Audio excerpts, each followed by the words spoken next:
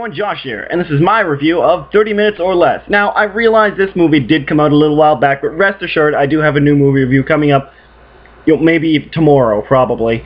And, so don't kill me on this one. This I've actually been meaning to put up for a week, but for one reason or another, things have just continually come up, and my apologies for that, but that is not why you're watching this video, so let's get to it. This is by the same director of Zombieland, and while I would not put it on the same level as Zombieland, that movie achieved a rather potent mix of emotion and hilarity. This definitely leans more towards hilarity. It is really funny. There's a great pace to it.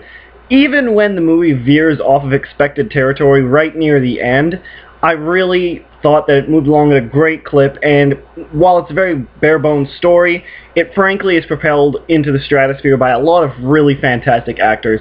I keep telling people, and you know what, he's not an enormous amount of range right at the moment, but Jesse Eisenberg is actually a decent actor, I think. If you see him in Adventureland, again, he plays kind of the same role, so range-wise, I'm not saying he's that good, but he is a likable kind of character, and plays, you know, the Michael Cera role, but with more panache, if I may say so. And he's great in this. I'm not a huge fan of Danny McBride, but he does adequately in this. He is funny.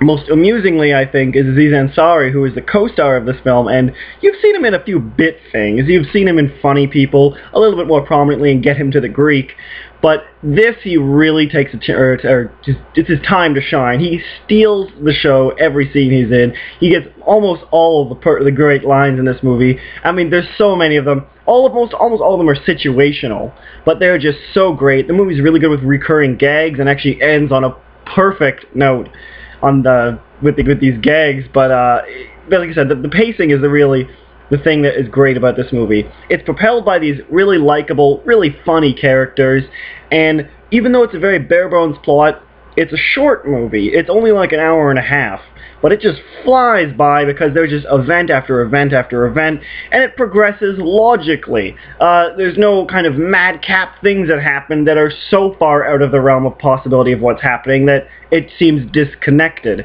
Particularly the whole premise of this movie, wherein Jesse Eisenberg, I don't think it's a huge spoiler, it says in the trailer, and frankly I think it's even on the poster, has a bomb strapped to him by these wannabe criminals, Danny McBride and co., and he says to them, or him, you need to go rob a bank. And the 30 Minutes or Less is actually not about the bank, that's the slogan of his pizza company, but it really gives the movie a sense of urgency, and that there's a timeline for these kind of things, and there's always this ticking clock that you're wondering, how's he going to get out of this one? Like, how's he going to manage this time? How's he going to do it all in this short amount of time?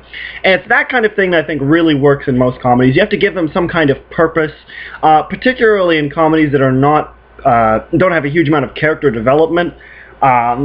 Speaking of Get Him to the Greek, I think worked a lot better than it probably should have, frankly, because there was a time limit to things. You had to do things in a certain amount of time.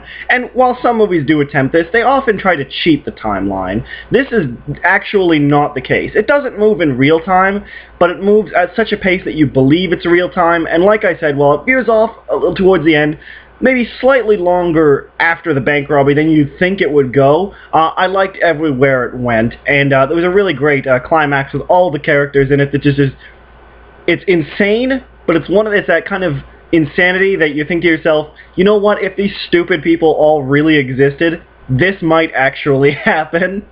It's, like I said, it's not so far to the realm of possibility that it becomes unbelievable, and that's, I think, really the key of this movie. There's a sense of realism within the time limit and the actual danger these characters are facing to make the kind of heist plot seem plausible and enjoyable in that manner, and most of all, it works as a comedy because all of the character actors, they pull off all of their characters really nicely. There's some great lines in this. It's really well written. Again, director of Zombieland, really well paced.